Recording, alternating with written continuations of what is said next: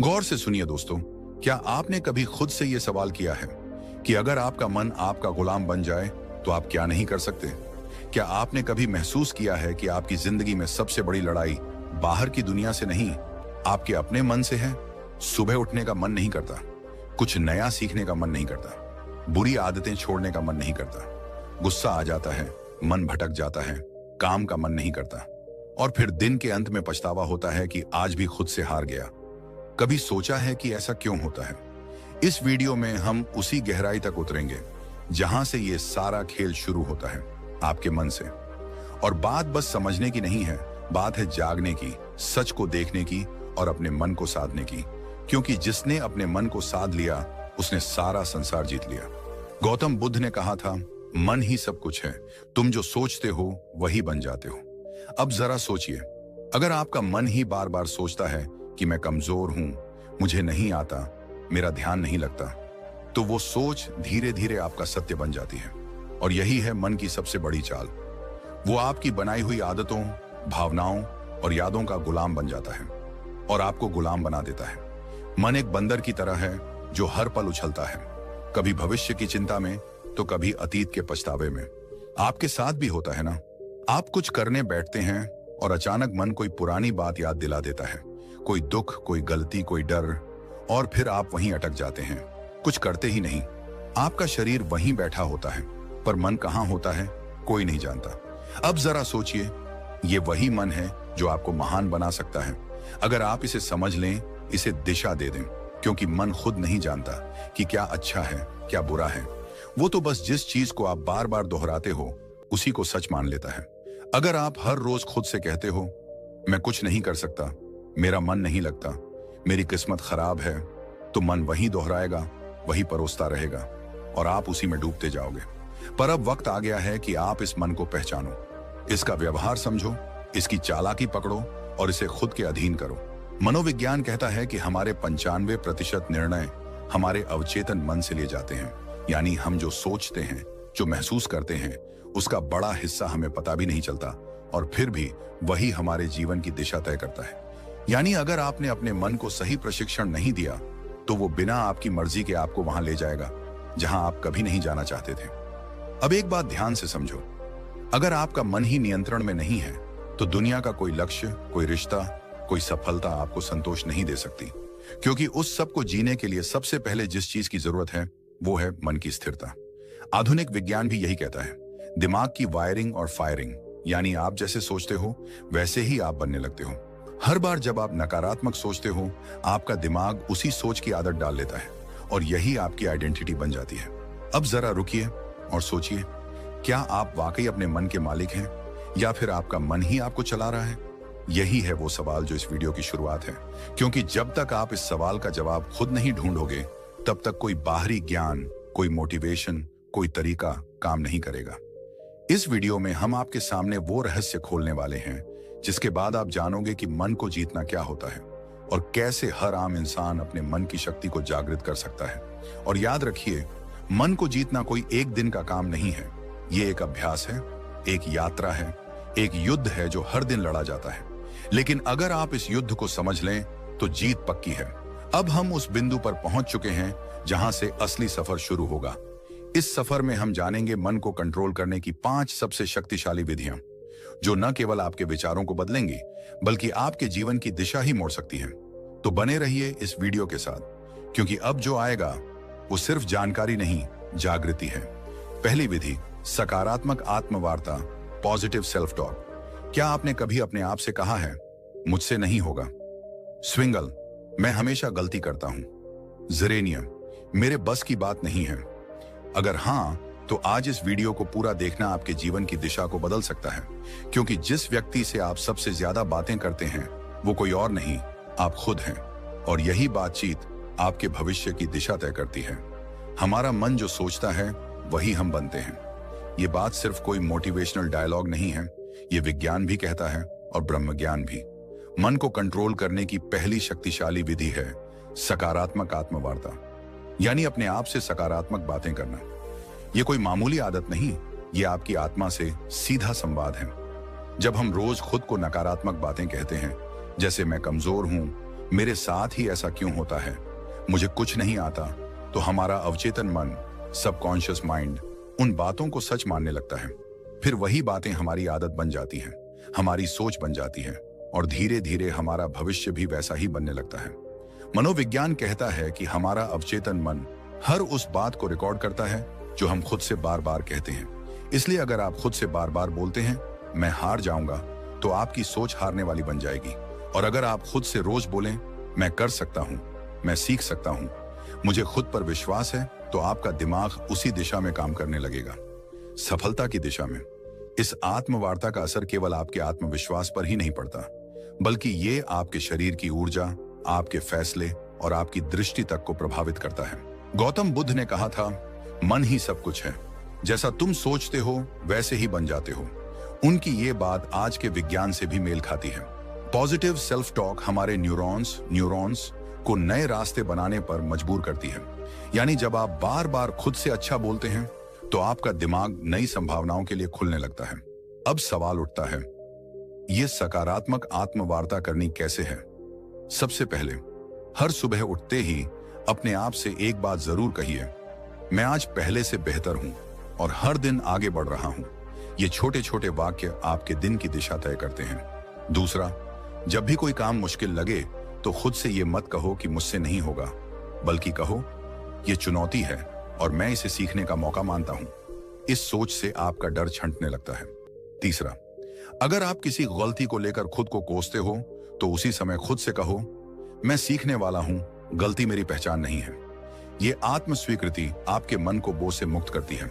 दुनिया में कोई भी सफलता तब तक नहीं आती जब तक आप खुद पर विश्वास करना नहीं सीखते, और यह विश्वास तब पैदा होता है जब आप खुद से बात करना शुरू करते हैं, सकारात्मक ढंग से। अब यहां एक बात और समझना बेहद जरूरी है। सकारात्मक आत्मवार्ता का मतलब ये नहीं कि आप हर हाल में खुद से झूठ बोलें, बल्कि इसका अर्थ है अपने अंदर की सच्चाई को देखना, समझना और उसे उन्नत दिशा में मोड़ना।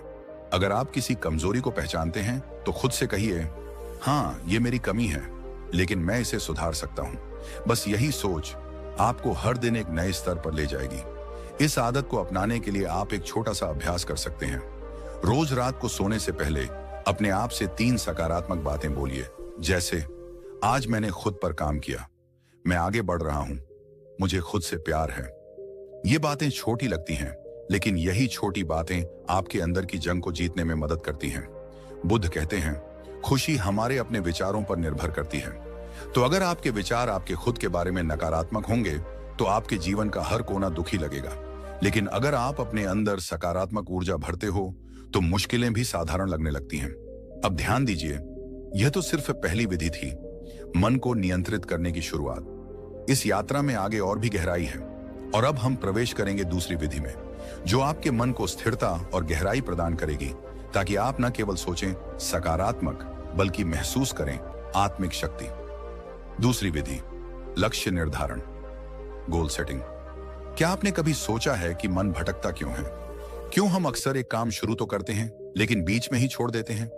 क्यों हमारा मन कभी अतीत की यादों में उलझा रहता है तो कभी भविष्य की चिंता में खोया रहता है? इसके पीछे एक गहरी वजह है, अस्पष्टता। मन को दिशा तब मिलती है जब उसे पता हो कि उसे जाना कहां है, और जब यह दिशा नहीं होती तो मन बिल्कुल उस घोड़े की तरह होता है जो खुली जमीन में बेतहाशा दौड़ रहा हो, बिना किसी मंजिल के। इसलिए मन को नियंत्रित करने की दूसरी शक्तिशाली विधि है लक्ष्य निर्धारण। जी हां, स्पष्ट, यथार्थवादी और प्रेरणादायक लक्ष्य। जिस इंसान ने अपने जीवन का उद्देश्य तय कर लिया, उसका मन खुद ब खुद अनुशासित हो जाता है। गौतम बुद्ध ने एक बार कहा था, यदि कोई व्यक्ति एक बाण को निशाने पर चलाता है तो पहले वह जानता है कि निशाना कहां है। उसी प्रकार जीवन को सही दिशा में ले जाने के लिए मनुष्य को पहले अपने लक्ष्य को जानना चाहिए। यह बात सिर्फ बौद्ध दर्शन में नहीं, बल्कि आधुनिक मनोविज्ञान में भी साफ साफ कही जाती है। मनोवैज्ञानिक कहते हैं कि जब आप स्पष्ट लक्ष्य बनाते हैं तो आपका मस्तिष्क एक केंद्र बिंदु ढूंढ लेता है। यह केंद्र बिंदु दिमाग को एक ही दिशा में सोचने, योजना बनाने और मेहनत करने के लिए प्रेरित करता है। जिस तरह से जीपीएस लोकेशन डाले बिना रास्ता नहीं दिखाता, उसी तरह लक्ष्य के बिना आपका मन आपको कहीं नहीं ले जाएगा, या फिर किसी ऐसी जगह पहुंचा देगा जहां आप कभी जाना ही नहीं चाहते थे। यहां पर एक महत्वपूर्ण तथ्य आता है, रेटिकुलर एक्टिवेटिंग सिस्टम RIS, ये हमारे मस्तिष्क का एक खास सिस्टम होता है जो हमें सिर्फ उन्हीं चीजों पर ध्यान देने देता है जो हमारे लक्ष्य से जुड़ी होती हैं। उदाहरण के लिए, अगर आप सोचते हैं कि मुझे एक लेखक बनना है, तो अचानक आपको किताबें, लेखन से जुड़ी जानकारी और अवसर खुद ही दिखने लगते हैं। ये कोई जादू नहीं है, ये आपका लक्ष्य और दिमाग का आपसी तालमेल है। अब सवाल ये है, लक्ष्य कैसा होना चाहिए? कई बार लोग बहुत बड़े बड़े लक्ष्य बना लेते हैं, लेकिन वो इतने धुंधले और अनियोजित होते हैं कि दिमाग उन्हें समझ ही नहीं पाता। इसलिए पहला कदम है अपने लक्ष्य को स्पष्ट और यथार्थवादी बनाना। उदाहरण के लिए, अगर आप कहते हैं मुझे सफल बनना है, तो यह बहुत ही धुंधला लक्ष्य है। लेकिन अगर आप कहते हैं मुझे अगले 6 महीनों में एक किताब लिखनी है, या मुझे 1 साल में एक छोटा बिजनेस शुरू करना है, तो आपका दिमाग उस लक्ष्य को पकड़ पाता है। यहां एक और बात समझना जरूरी है, लक्ष्य केवल मस्तिष्क को दिशा ही नहीं देता, बल्कि भावनात्मक ऊर्जा भी प्रदान करता है। जब हम एक लक्ष्य बनाते हैं और उसे पाने की कल्पना करते हैं, तो हमारे दिमाग में डोपामिन नामक रसायन रिलीज होता है। यह रसायन हमें खुशी, प्रेरणा और एक सकारात्मक ऊर्जा देता है। यानी लक्ष्य केवल मन को रोकता नहीं, बल्कि उसे चलने की सही प्रेरणा भी देता है। अब एक और सवाल उठता है, क्या एक लक्ष्य ही काफी है? तो इसका उत्तर है नहीं। लक्ष्य का विभाजन होना चाहिए, दीर्घकालिक लॉन्ग टर्म, मध्यकालिक मिड टर्म और लघुकालिक शॉर्ट टर्म। क्योंकि जब हम एक बहुत दूर का लक्ष्य बनाते हैं और उसके बीच कोई पड़ाव नहीं रखते, तो हमारा मन थक जाता है और कहता है अभी तो बहुत दूर है, फिर कभी शुरू करेंगे। इसलिए छोटे छोटे पड़ाव होना जरूरी है, ताकि मन को हर पड़ाव पर एक संतुष्टि और प्रगति की भावना मिलती रहे। आप जब एक लक्ष्य तय करते हैं और उस पर काम करना शुरू करते हैं, तो आपका मन विकर्षणों को खुद ही ठुकराने लगता है। जैसे ही आपका ध्यान भटकता है, दिमाग आपको याद दिलाता है हमारा लक्ष्य अभी अधूरा है, और यहीं से शुरू होता है मन पर नियंत्रण। अब सोचिए, एक मन जिसने खुद को एक दिशा में बांध लिया है, वो कितनी शक्ति उत्पन्न कर सकता है। आपने देखा होगा, जब आप किसी जरूरी काम में पूरे मन से लगे होते हैं, तो आपको भूख, प्यास, थकावट कुछ भी महसूस नहीं होता। क्यों? क्योंकि लक्ष्य ने आपके मन को पूर्ण रूप से फोकस्ड कर दिया है। यही शक्ति अगर हर दिन की आदत बन जाए, तो आपका जीवन वो रूप ले सकता है जिसकी कल्पना आपने कभी सिर्फ सपनों में की थी। आज के समय में सबसे बड़ी बीमारी क्या है? ओवर थिंकिंग, एंग्जाइटी, डिस्ट्रैक्शन, और इन सब का इलाज है लक्ष्य। लक्ष्य तय कर लीजिए और फिर देखिए आपका मन कैसे स्वतः अनुशासित होने लगता है। वो हर चीज जो आपका समय बर्बाद कर रही है, वो बेकार लगने लगेगी। मन बार बार आपको खींचकर आपके लक्ष्य की तरफ ले जाएगा। ये कोई चमत्कार नहीं, ये मन की दिशा बदलने की तकनीक है। अब जरा ये विचार कीजिए, अगर एक छोटा सा चुंबक लोहे की सुई को खींच सकता है, तो एक स्पष्ट और सशक्त लक्ष्य आपके मन को कितना खींच सकता है? मन जो अभी तक इधर उधर भागता फिर रहा था, वह धीरे धीरे उस चुंबक यानी लक्ष्य की ओर आकर्षित होने लगेगा। गौतम बुद्ध ने कहा था, मन अत्यंत चंचल है, लेकिन यदि उसे साध लिया जाए, तो वह आपके सबसे बड़े शत्रु को भी मित्र बना सकता है। इस साधना का पहला चरण था आत्मवार्ता और दूसरा लक्ष्य निर्धारण। ये दोनों विधियां मिलकर आपके मन को भीतर से पुनः प्रशिक्षित करती हैं। ये उसे एक नए रास्ते पर चलाना सिखाती हैं, जहां दिशा है, उत्साह है और स्पष्टता है। तो अगर आप चाहते हैं कि आपका मन आपकी बात माने, तो सबसे पहले आप उसे बताइए कि कहां जाना है। फिर देखिए कैसे वो रास्ता खुद बनाने लगता है। और यही से शुरू होती है वास्तविक आत्मशक्ति की यात्रा। दोस्तों, क्या आप जानते हैं कि हमारा मन सबसे अधिक बेचैन तब होता है जब हमारे पास समय की कोई योजना नहीं होती, जब हम हर काम को टालते जाते हैं, जब दिन रात सिर्फ भाग दौड़ बनकर रह जाते हैं, लेकिन फिर भी मन शांति को नहीं छू पाता। तब असल में दिक्कत समय की नहीं होती, बल्कि उस समय के प्रबंधन की होती है। और यहीं से शुरू होती है मन को काबू में रखने की तीसरी शक्तिशाली विधि, समय प्रबंधन। आज हम जिस दुनिया में जी रहे हैं, वहां व्यस्त रहना एक ट्रेंड बन गया है, लेकिन व्यस्त होना और व्यस्तता का प्रबंधन कर पाना, ये दोनों एक जैसी चीजें नहीं हैं। अगर आप दिन भर बहुत कुछ करते रहते हैं, लेकिन अंत में थक कर गिर पड़ते हैं और खुद से ही नाराज रहते हैं, तो यकीन मानिए आप समय को नहीं चला रहे, समय आपको चला रहा है। और जब समय हमें चलाने लगे, तो मन खुद ब खुद बेचैन, चिंतित और थका हुआ महसूस करता है।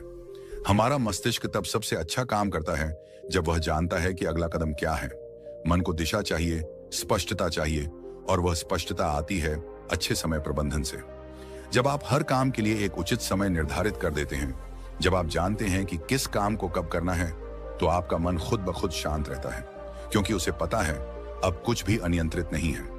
समय प्रबंधन केवल घड़ी की सुइयों को देखने का नाम नहीं है। यह एक विज्ञान है, एक कला है और साथ ही एक साधना है। अगर आपने इसे साध लिया तो आप केवल अपने दिन को नहीं, अपने जीवन को, अपने भाग्य को और अपने मन को भी साध लेंगे। आधुनिक मनोविज्ञान कहता है कि जब हम अपने दिन की योजना बनाते हैं और उसे फॉलो करते हैं, तो हमारा ब्रेन डोपामिन नामक एक रसायन छोड़ता है जो हमें संतुष्टि और ऊर्जा का एहसास कराता है। यह वही रसायन है जो तब निकलता है जब हम कोई उपलब्धि प्राप्त करते हैं। यानी यदि आप हर सुबह अपनी दिनचर्या तय कर लेते हैं और दिन के अंत में उस पर टिके रहते हैं, तो आपका मस्तिष्क आपको एक सफल व्यक्ति की अनुभूति देता है, जिससे आत्मविश्वास बढ़ता है, चिंता घटती है और मन शांत होता है। अब बात करें ब्रह्म ज्ञान की, तो हमारे प्राचीन ग्रंथों में भी समय को सबसे बड़ा गुरु माना गया है। वेदों में कहा गया है, कालो ही परमम बलम, अर्थात समय ही सबसे बड़ी शक्ति है। जो इस शक्ति के साथ चलना सीख लेता है, उसके लिए कोई भी लक्ष्य असंभव नहीं रह जाता। गौतम बुद्ध भी समय के महत्व को भली भांति समझते थे। उन्होंने एक जगह कहा था, जो व्यक्ति एक क्षण को भी व्यर्थ नहीं जाने देता, वह जीवन को पूर्णता के साथ जीता है। बुद्ध के अनुसार जीवन की सच्ची शांति तभी संभव है जब हम हर क्षण में जागरूक रहें, हर पल का उपयोग करें। उन्होंने एक और अद्भुत बात कही थी, भविष्य की चिंता मत करो, भूतकाल के पछतावे में मत रहो, वर्तमान क्षण में जियो, क्योंकि यहीं पर जीवन है। समय प्रबंधन हमें वर्तमान में केंद्रित रहने की कला सिखाता है। जब हम अपने कार्यों को समयबद्ध करते हैं, तो हम अपने मन को अनावश्यक विचारों और चिंता से बचाते हैं। इससे मन न तो अतीत की गलियों में भटकता है, न भविष्य की अनिश्चितता में उलझता है। वह ठहरता है, जागता है और नियंत्रण में आता है। आधुनिक समय में अगर कोई व्यक्ति कहता है, मेरे पास समय नहीं है, तो असल में वह कह रहा है, मेरे पास प्राथमिकता तय करने की कला नहीं है। क्योंकि सच ये है कि हम सबके पास एक ही दिन के 24 घंटे हैं। अंतर केवल इस बात में है कि कोई उन्हें कैसे उपयोग करता है। कोई उस समय से अपने सपनों का महल बना लेता है, तो कोई उसी समय को टालमटोल और आलस्य में गंवा देता है। एक और मनोवैज्ञानिक शोध ये बताता है कि जब कोई व्यक्ति अपने कामों को प्रॉपर टाइम फ्रेम में बांट देता है, तो उसकी निर्णय लेने की शक्ति और आत्मनियंत्रण सेल्फ कंट्रोल में 35% तक की वृद्धि देखी जाती है। यानी समय की सही योजना न केवल काम में सहायता करती है, बल्कि मनोबल और मानसिक स्थिरता को भी बढ़ाती है। अब सोचिए, अगर हर सुबह उठकर आप केवल इतना जान लें कि आज का दिन आपके हाथ में है और आपको इसे इस प्रकार जीना है कि शाम तक आपका मन थक कर नहीं बल्कि तृप्त होकर सोए, तो कितना बदल जाएगा आपका जीवन। आप स्वयं अनुभव करेंगे कि मन अब उतना बेकाबू नहीं है, विचारों का शोर कम हो रहा है और एक गहरी स्पष्टता जन्म ले रही है। समय का सही प्रबंधन एक तरह से अपने आप से किया गया सबसे सुंदर वादा है कि मैं अपने जीवन को अनमोल मानता हूं और इसे यूं ही व्यर्थ नहीं जाने दूंगा। और जब यह भाव मन में दृढ़ हो जाता है, तब मन भी उसी अनुरूप काम करता है, वह आपके नियंत्रण में आने लगता है। तो यदि आप अपने मन को नियंत्रित करना चाहते हैं, शांत और स्थिर बनाना चाहते हैं, तो अपनी दिनचर्या को पुनः रचिए, हर घंटे का हिसाब रखिए और सबसे जरूरी, हर पल को पूरी जागरूकता और गहराई से जीने की आदत डालिए। जब मन देखेगा कि आप समय का सम्मान कर रहे हैं, तो वह भी आपको सम्मान देगा। दोस्तों, क्या आप जानते हैं, हम सबके भीतर एक ऐसी शक्ति है जो अगर जाग जाए तो न कोई डर टिक सकता है, न कोई चिंता, न कोई भ्रम। लेकिन अफसोस की बात यह है कि आज की भाग दौड़ भरी जिंदगी में हम उस शक्ति से बिल्कुल कट चुके हैं। मन एक भटकती हुई हवा बन गया है, कभी अतीत के पछतावे में उलझा हुआ, तो कभी भविष्य की चिंता में डूबा हुआ। और यही सबसे बड़ा कारण है मानसिक अशांति का, नींद ना आने का, अकेलेपन का और आत्मविश्वास की कमी का। आज हम बात करने जा रहे हैं ध्यान की, यानी मेडिटेशन की।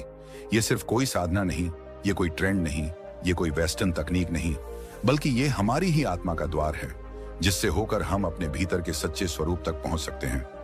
हर दिन कुछ ही मिनट का ध्यान आपके पूरे जीवन की दिशा बदल सकता है। और यह कोई अतिशयोक्ति नहीं है, यह विज्ञान भी मान चुका है और ब्रह्म ज्ञान भी बार बार इसी बात की पुष्टि करता है।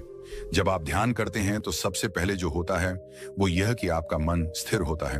वह मन जो अभी तक बंदर की तरह इधर उधर कूद रहा था, वह शांत हो जाता है। और जब मन शांत होता है, तभी तो आप अपने विचारों को स्पष्ट देख सकते हैं। ये क्लैरिटी ऑफ थॉट्स ही आपकी हर समस्या का हल है, क्योंकि समस्या से ज्यादा परेशान करने वाला तो भ्रम होता है, और भ्रम तब टूटता है जब विचारों में स्पष्टता आती है। आज मनोवैज्ञानिक भी कहते हैं कि जब कोई व्यक्ति रोज 10 से 15 मिनट ध्यान करता है तो उसका एमिगडाला, जो हमारे मस्तिष्क का वह हिस्सा है जो डर और चिंता को नियंत्रित करता है, वो छोटा होने लगता है, और इससे व्यक्ति का इमोशनल रिस्पॉन्स सुधरने लगता है। मतलब यह कि जो बात पहले आपको बहुत जल्दी गुस्सा दिला देती थी, वही बात अब शायद आपको हंसी में टालने की शक्ति दे दे। जो पहले आपकी नींद छीन लेती थी, वही अब आपको गहरी नींद में डुबा दे। ध्यान कोई दिखावा नहीं है, ये एक आंतरिक प्रक्रिया है, और यह तभी फल देती है जब आप इसे श्रद्धा और नियमितता से करते हैं। जैसे शरीर के लिए व्यायाम जरूरी है, वैसे ही मन के लिए ध्यान एक आवश्यकता है। ये कोई विकल्प नहीं, बल्कि मानसिक स्वच्छता का मूल आधार है। अब जरा एक पल रुकिए और अपने भीतर झांकिए, बिना किसी आवाज के, बिना किसी शब्द के, बस खुद के साथ कुछ पल बिताने की कोशिश कीजिए। क्या आप जानते हैं कि जब आप गहराई से ध्यान में जाते हैं तो आप न सिर्फ अपने विचारों को समझने लगते हैं, बल्कि आप यह भी महसूस करने लगते हैं कि आप वो विचार नहीं हैं। आप तो वो देखने वाला है जो हर विचार को आते जाते देख रहा है। गौतम बुद्ध ने ध्यान को जीवन का मूल बताया। उन्होंने कहा, ध्यान ही एकमात्र रास्ता है जिससे तुम अपने भीतर की आग को बुझा सकते हो। उन्होंने वर्षों तक मौन साधना की, अपने विचारों को परखा, और उसी गहराई से उन्होंने संसार को बताया कि मनुष्य का दुख किसी बाहरी कारण से नहीं होता, बल्कि उसके मन की अस्थिरता ही उसका सबसे बड़ा शत्रु है, और इस शत्रु को हराने का एकमात्र रास्ता ध्यान है। बुद्ध के अनुसार ध्यान तुम्हें साक्षी बनाता है, और जब तुम साक्षी हो जाते हो, तब तुम अपने डर को भी, अपने क्रोध को भी, अपनी व्यथा को भी बाहर से देख सकते हो। और यही दूरी ही तो है मुक्ति की शुरुआत। आज जितना समय हम बाहरी चीजों पर खर्च कर देते हैं, मोबाइल स्क्रोलिंग, टीवी देखना या बेवजह की बातचीत, अगर उसी में से हम सिर्फ 15 मिनट अपने लिए, अपने मन के लिए दे दें, तो सोचिए हमारा जीवन कितना बदल सकता है। ध्यान करने के लिए किसी विशेष स्थान या किसी विशेष पद्धति की आवश्यकता नहीं, बस शांति हो, एक कोना हो, और हो थोड़ी सी इच्छा खुद को समझने की, खुद से मिलने की। आप चाहे तो आंखें बंद करें, अपनी सांसों पर ध्यान दें, चाहे तो ओम का उच्चारण करें, चाहे तो सिर्फ मौन रहें। तरीका कोई भी हो सकता है, लेकिन परिणाम हमेशा एक ही मिलेगा, शांति, गहराई और भीतर की शक्ति। ध्यान हमें सिखाता है कि शांति बाहर नहीं, भीतर है। ध्यान हमें सिखाता है कि समाधान कोई और नहीं देगा, हमें खुद ही खोजना होगा। ध्यान हमें सिखाता है कि जब तक तुम अपने मन पर नियंत्रण नहीं करते, तब तक कोई भी चीज तुम्हें पूरी तरह संतुष्टि नहीं दे सकती, न दौलत, न रिश्ते, न सफलता। और अंत में एक बात जो सबसे जरूरी है, ध्यान कोई एक बार का प्रयोग नहीं है, यह एक निरंतर यात्रा है। जैसे जैसे आप इस यात्रा में आगे बढ़ेंगे, वैसे वैसे आप खुद को उस रूप में जानने लगेंगे जो आप वास्तव में हैं। आप पाएंगे कि आप सिर्फ एक शरीर नहीं, एक नाम नहीं, एक पहचान नहीं, बल्कि आप शुद्ध चेतना हैं, शुद्ध शक्ति हैं। और जब यह बोध हो जाता है, तब मन पर नियंत्रण कोई कठिन कार्य नहीं लगता। तब चिंता मिट जाती है, तब डर भाग जाता है, तब भीतर से आवाज आती है, अब तुम मुक्त हैं। और ठीक यहीं से हमारी अगली विधि की शुरुआत होती है, जो इस शुद्ध चेतना को और अधिक गहराई से पहचानने की ओर हमें ले जाएगी। जब जीवन की आपाधापी हमें थका देती है, जब विचारों का शोर इतना बढ़ जाता है कि अपने ही मन की आवाज सुनना मुश्किल हो जाता है, तब हम अक्सर मानसिक शांति की तलाश में भटकते हैं। हर कोई यही सोचता है, कैसे अपने मन को काबू में लाया जाए, कैसे इस बेचैनी से बाहर निकला जाए, कैसे अपने जीवन को फिर से संतुलित किया जाए। आज हम बात कर रहे हैं उसी खोज के अंतिम पड़ाव की, मन को कंट्रोल करने की 5 शक्तिशाली विधियों में से 5वीं विधि की, जो दिखने में सरल है लेकिन इसके पीछे छुपी है अनंत शक्ति। यह विधि है शारीरिक व्यायाम, यानी रेगुलर फिजिकल एक्सरसाइज। अब आप सोचेंगे कि इसमें ऐसा क्या खास है, क्या वाकई शारीरिक व्यायाम से मन शांत हो सकता है? तो चलिए आज हम इस पर गहराई से बात करते हैं, सिर्फ शब्दों से नहीं, बल्कि विज्ञान, प्राचीन ज्ञान और अनुभव से जुड़े तथ्यों के आधार पर। सबसे पहले यह समझिए कि हमारे मन और शरीर का रिश्ता कितना गहरा है। जब शरीर में कोई बदलाव होता है तो उसका सीधा असर मन पर पड़ता है, और जब मन में कुछ चलता है तो शरीर भी उसका असर झेलता है। इसीलिए अगर आप अपने मन को नियंत्रित करना चाहते हैं तो शरीर को अनदेखा नहीं कर सकते। आधुनिक विज्ञान कहता है कि जब हम व्यायाम करते हैं, चाहे वो तेज चलना हो, योग हो, दौड़ना हो या कोई खेल, तो हमारा मस्तिष्क एंडोर्फिन्स एंडोर्फिन्स नामक रसायन छोड़ता है, जिसे फील गुड हॉर्मोन्स कहा जाता है। यह वही रसायन है जो हमें सुकून देता है, तनाव को कम करता है और मन को स्थिर करता है। यही कारण है कि जो लोग रोजाना व्यायाम करते हैं वे मानसिक रूप से ज्यादा स्थिर, शांत और सकारात्मक बने रहते हैं। अब अगर हम प्राचीन ब्रह्म ज्ञान की ओर देखें तो वेदों और उपनिषदों में भी कहा गया है, शरीर माध्यम खलु धर्म साधनम, अर्थात यह शरीर ही धर्म पालन का पहला साधन है। जब शरीर स्वस्थ होगा तभी मन भी अनुशासित होगा और जीवन का लक्ष्य प्राप्त कर पाना संभव होगा। गौतम बुद्ध के जीवन में भी इसका विशेष महत्व देखने को मिलता है। बुद्ध ने अपने शिष्यों को केवल ध्यान और उपदेश ही नहीं दिए, बल्कि उन्हें नियमित रूप से चलने, शरीर को सक्रिय रखने और अपने शरीर के साथ अपने मन का भी ध्यान रखने की शिक्षा दी। जीवन में मध्य मार्ग अपनाओ, ये बुद्ध का सबसे बड़ा संदेश था। न तो शरीर को इतना थकाओ कि वह टूट जाए और न ही उसे इतना आराम दो कि वह जड़ हो जाए। संतुलन ही असली साधना है। ध्यान दीजिए, जब आप थके हुए होते हैं, तनाव में होते हैं या क्रोध में होते हैं तो आपका शरीर कैसा हो जाता है? आपकी सांसें तेज चलने लगती हैं, मांसपेशियां कस जाती हैं, नींद उड़ जाती है और पेट में गड़बड़ी होने लगती है। यह सब शरीर के अंदर का संकेत है कि मन ठीक नहीं चल रहा। लेकिन जैसे ही आप व्यायाम करते हैं, श्वास गहरी होती है, शरीर में ऊर्जा दौड़ती है, नींद सुधरती है और मन हल्का लगने लगता है। इसका एक और गहरा पक्ष है जो बहुत कम लोग समझते हैं। जब आप व्यायाम करते हैं तो आप अपने शरीर से जुड़ते हैं। उस क्षण आप वर्तमान में होते हैं, अभी और यही है being in the present moment, जो कि ध्यान का सबसे मूल सिद्धांत है। और जब आप इस तरह से हर दिन अपने शरीर के साथ उपस्थित रहते हैं तो धीरे धीरे आपका मन भी आपके नियंत्रण में आना शुरू करता है। व्यायाम का मतलब सिर्फ जिम जाना या भारी वजन उठाना नहीं है। यह तो आपकी दिनचर्या का एक हिस्सा बन सकता है, जैसे सुबह की सैर, सूर्य नमस्कार, प्राचीन योगासनों का अभ्यास या यहाँ तक कि खेतों में काम करना भी एक तरह का व्यायाम है। सवाल यह नहीं है कि आप क्या करते हैं, सवाल यह है कि आप कितनी नियमितता से करते हैं और कितनी श्रद्धा से करते हैं। और एक बात हमेशा याद रखें, जब आप अपने शरीर को रोज सुधारते हैं तो आप अनजाने में अपने मन को भी एक मन को नियंत्रित करना कोई एक दिन का काम नहीं है। ये एक यात्रा है, आत्मज्ञान की, अनुशासन की और अपने भीतर की शक्ति को पहचानने की। जब आप अपने मन को समझना शुरू करते हैं, उसे दिशा देना सीखते हैं, तो आप खुद महसूस करेंगे कि जीवन में कितनी शांति, स्पष्टता और ऊर्जा आ गई है। आज से ही छोटी शुरुआत करें, ध्यान करें, अपनी सांसों पर ध्यान दें, अपने विचारों को देखें और हर दिन खुद से जुड़ने का प्रयास करें। एक दिन, 2 दिन, 1 हफ्ता और धीरे धीरे आप अपने भीतर के उस मौन को महसूस करेंगे जो अब तक बाहर की दुनिया के शोर में खो गया था। और याद रखिए, मन पर विजय ही जीवन की सबसे बड़ी जीत होती है। अगर आपको यह वीडियो पसंद आया हो, अगर आपको इससे कुछ सीखने को मिला हो, अगर इन बातों ने आपके मन को छुआ हो, तो कृपया इस वीडियो को लाइक करें, अपने दोस्तों और परिवार के साथ शेयर करें और हमारे YouTube चैनल को सब्सक्राइब करें। आपका एक एक सब्सक्राइब हमें प्रेरणा देता है कि हम आपके लिए और भी गहरा और भी सार्थक ज्ञान लेकर आए। हमारा उद्देश्य सिर्फ वीडियो बनाना नहीं, बल्कि आपके जीवन में एक सकारात्मक बदलाव लाना है। तो जुड़िए हमारे साथ इस आत्मविकास की यात्रा में, क्योंकि आने वाले वीडियो में हम बात करेंगे एक ऐसे विषय पर जो आपके जीवन के हर कोने को रोशन कर सकता है। धन्यवाद। शांत रहिए, जागरूक रहिए और अपने भीतर की शक्ति को पहचानते रहिए।